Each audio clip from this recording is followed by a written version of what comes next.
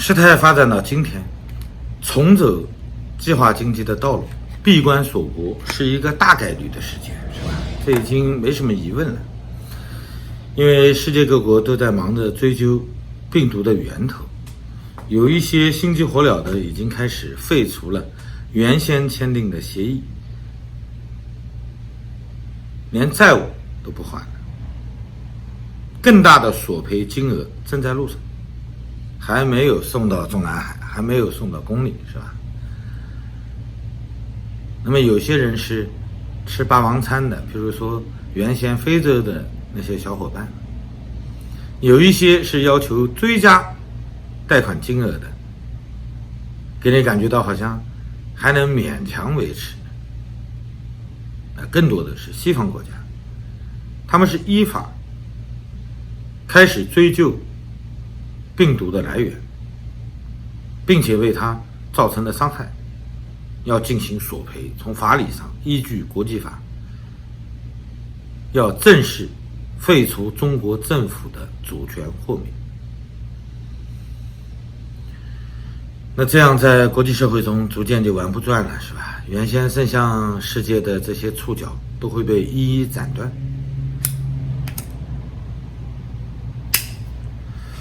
除了关起门来自己玩，好像也没有别的路走，是吧？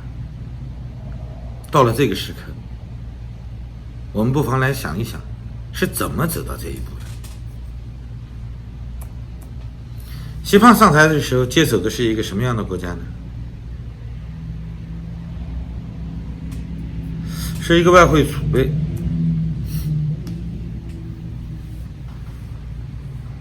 尤其是美元储备全球第一的国家，手上抓着从对外贸易中获得的美元，无处投资，不知道怎么用。那个时候非常自大，认为它很强大，它已经是世界第二大经济体了，是吧？他想改变游戏规则，想创造一个世界两套系统。那除了美元霸权，是吧？美国的超级大国地位以外，他想走出一套自己的体系。那么当年推他上台的人没有想到他这么二，他竟然推翻了之前所有的政策，重新打造一套。邓小平说不要当头，是吧？要韬光养晦，他放弃了，他认为已经到时候了。他看到的报表，看到的数据，看到的所有的一切都是中国非常强大。那世界已经进入了只有中美两个国家的这种境界。那么你美国能带一帮人，我为什么不能带一帮人呢？虽然你可能玩得比较早，比我早玩几十年，但我现在有这个能力呢。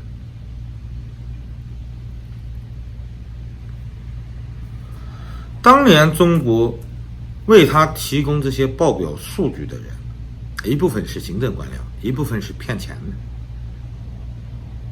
有人要升官，有人要求财，说的自然都是好听的话。那你习主席再拨点钱给我，我有一个大计划，马上我们就能赶超美国了。我们在电子科技、人工智能、物联网，是吧？下一个时代，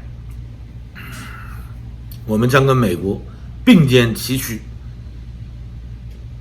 21世纪是一个互联网的世纪，在这个领域内，我们不比美国人差，我们还有足够的劳动力，足够的人。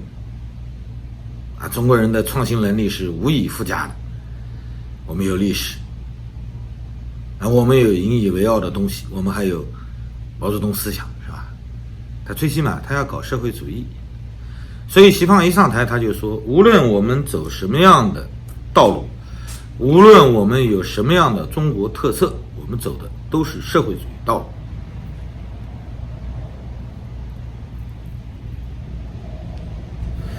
很少有人知道，他不像江泽民、胡锦涛那样仅仅是说一说，政治上保守的语言是说给人看的，经济上长足的进步是要靠不断的放权的。他不仅说了，而且真干了，这就是造成今天局面的主要原因。没有人敢说话，没有人敢对抗他，甚至党内提意见都不允许。他不允许你妄议中央，他给你立了一个政治规矩。以前大家听说过吗？玩政治还有规矩吗？玩政治甚至连底线都没有，对不对？因为大家越来越不敢说话，底层的声音根本就反映不到他那儿去。甚至他在阅兵仪式上用左手敬礼，谁敢告诉他这是错的？到今天他都不一定知道，对不对？执政党经过长久以来的官僚队伍的养成，已经失去了当年的动力，执政能力正在退化，没有争论，一言堂，这就导致了今天他唯一能做的就是抄作业。抄谁的呢？抄毛泽东的，是吧？把毛泽东做的不好的地方修改一下。我们知道去年李克强提出来6稳，其实主要他希望的是稳预期，因为他知道已经不稳了，他必须要强调，让全党都要重视。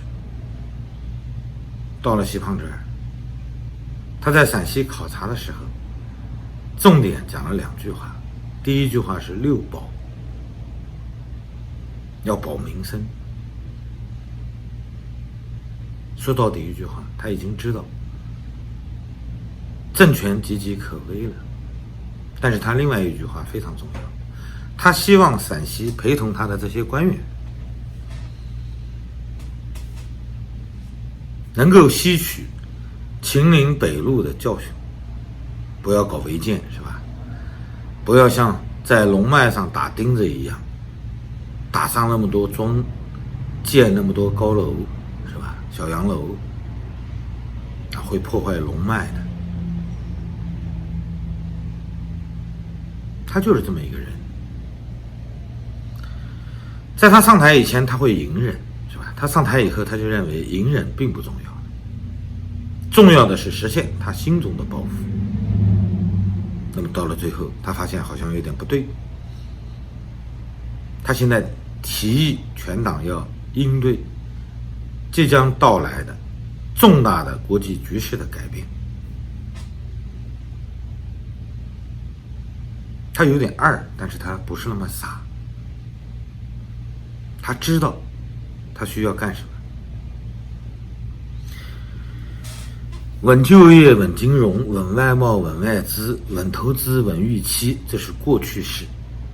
6稳其实已经稳不住了。那么他现在要保产业链、供应链的安全，他能保得住吗？他要保民生，你觉得有可能吗？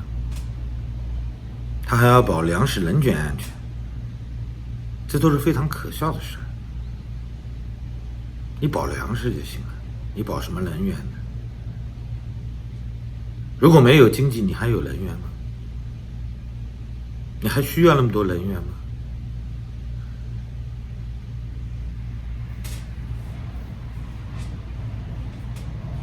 现在连居民就业都保不住，这个国家已经到了岌岌可危的状态。下一步，无论他走计划经济，还是封闭起来搞自循环，都是不现实的。他曾经认为他会有一些小伙伴，那么我们看到俄罗斯和美国在庆祝易北河会师，国际形势已经出现重大逆转了。一带一路国家、非洲的小伙伴都开始跟他要钱了，甚至吃霸王餐。霸王式的免债，是吧？还有什么呢？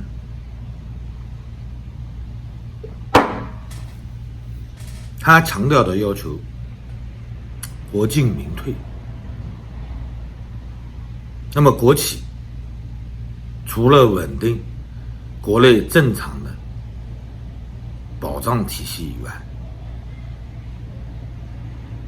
只有2个拳头，一个是扩大基建，拉动内需，解决就业。这个问题我们已经说过了，当你失去源源不断的创汇能力以后，你就没有足够的钱财从国外买到你需要的铁矿石。拿竹竿做混凝土的基础吗？有过，是吧？二战的时候有很多碉堡，因为缺乏钢筋，中间是用竹竿来的，那个东西只能玩6、7年。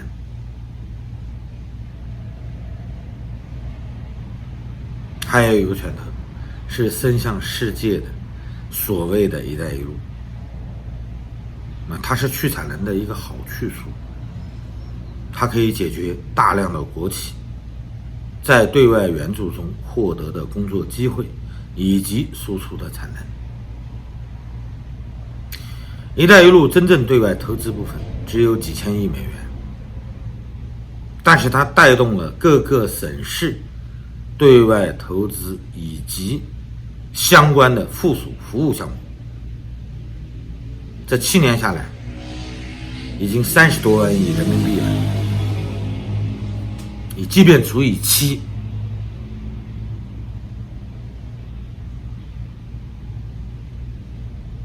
它也是4万亿美元左右的规模。它不仅仅是贷款的问题，它解决了就业，解决了资金的出口，解决了未来很多99年的这些租借式的协议。那今天我们看到人家要求退货了，钱拿了，事儿不办了。所以今天的中国一定是一个被迫进行自循环的体系，而且它很难走远，因为没有人敢说话，没有交流，在政见上只有一个声音，全国只有习胖一个人可以思考，他一拍脑袋你就得跟着他指挥棒转，因为你不干，把你踹下台以后，把你打成老虎以后，愿意干的人多了去了。这就是今天的中国，大家都明哲保身，从老百姓一直到官员。所以我们今天一切的后果都是我们自己争取来的，最起码都是我们默许着看着它发生的。好了，谢谢大家，再见。